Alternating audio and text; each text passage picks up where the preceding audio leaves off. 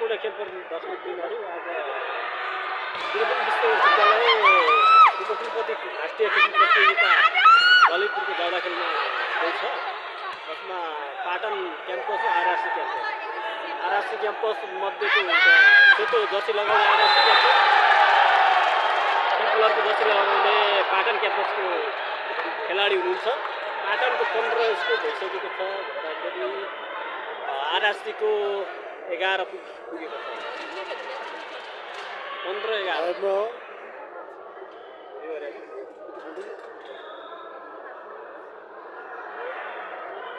लगत्तै आरआरसीले 12 नम्बर ल्याउन सफल भयो भनेपछि पाटनको 15-12 छ।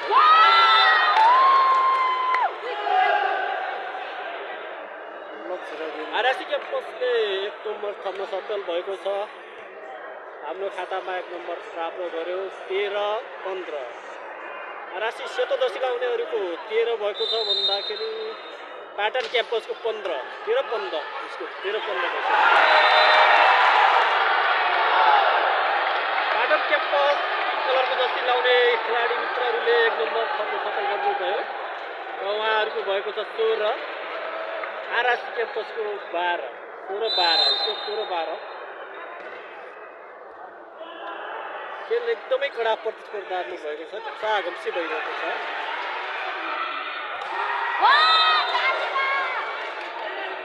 त्यस्तै गरी आरआरसी क्याम्पसले 1 नम्बर थप्न सफल भयो। आरआरसी क्याम्पस सेतो जर्सी लगाउने खेलाडी मित्रहरूको 14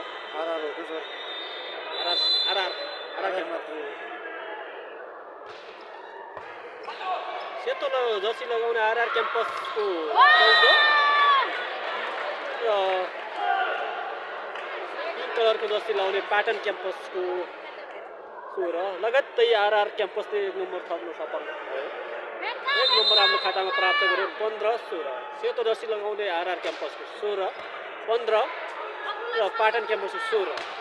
आरआर क्याम्पस 15 पाटन क्याम्पसको 16। आरआर क्याम्पसले 1 नम्बर फेरि थप्न सफल भयो। आरआर क्याम्पस 16 र पाटन क्याम्पस 16 मै ब्रेक भएको छ। Patan campus pink colour Jersey लगाउने 16 भएको छ भने आरआर क्याम्पसले फेरि अर्को नम्बर 16 मै ब्रेक गरेको छ। 16 फेरि 16 नम्बरमा सफल भयो आरआर सेतो जर्सी लगाउने टोलीहरू।